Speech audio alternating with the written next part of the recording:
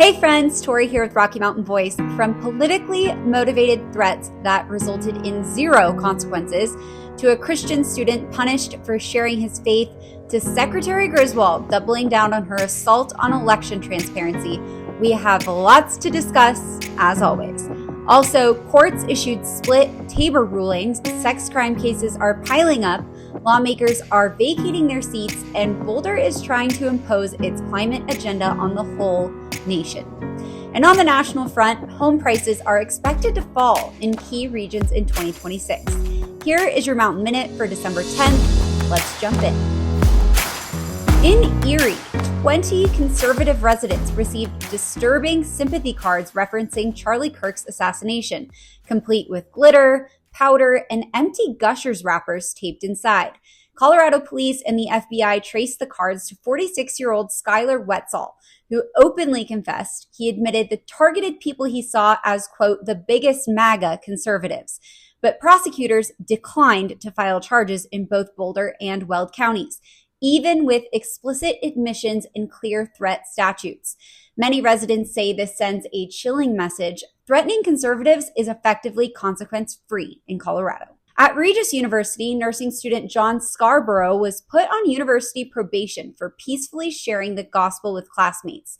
He says he had voluntary conversations about faith, but administrators claimed his evangelism was disruptive conduct. In his open letter, he challenges the university for suppressing Christianity while calling itself a Jesuit institution, warning that Regis has abandoned the faith it claims to represent. Boulder County's climate lawsuit against major energy companies is drawing national concern. Critics warn that if Boulder succeeds, a single county could force federal-level climate policy on all 50 states through state courts, bypassing Congress entirely. This case could reshape national energy law, depending on whether the Supreme Court decides to intervene. Colorado courts handed down two major TABOR decisions this year. One ruling continued the trend of allowing lawmakers to bypass voter approval by labeling taxes as fees, but the second gave taxpayers a rare victory, reinforcing limits on how far politicians can stretch TABOR exemptions.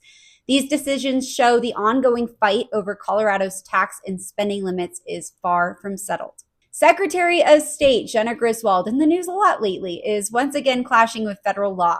As you heard this last week, she told the DOJ it could, quote, take a hike after the agency requested unredacted voter registration data needed to verify voter eligibility under federal statutes, while Griswold claims the request threatens sensitive information, even though laws like HAVA and the NVRA explicitly authorize DOJ oversight to ensure only eligible citizens vote.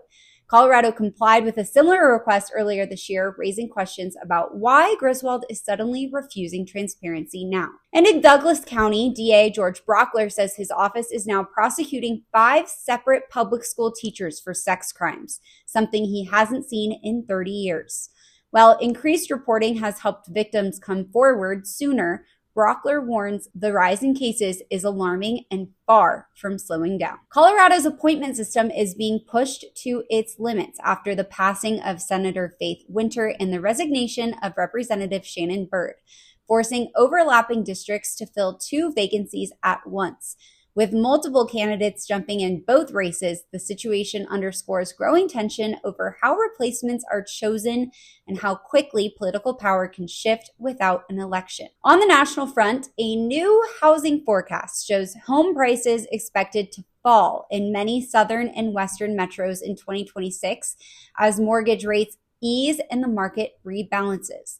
Analysts say this is a sign that the overheated pandemic-era housing boom is beginning to level out, giving buyers more leverage after years of soaring prices. That's your Mountain Minute for today, folks. The news that the mainstream press won't touch, but Colorado families can't afford to ignore. So make sure you share this with a friend and make sure you subscribe to our Mountain Minute newsletter at RockyMountainVoice.com. And as always, stay sharp, stay bold, and stay in the fight. We'll see you tomorrow.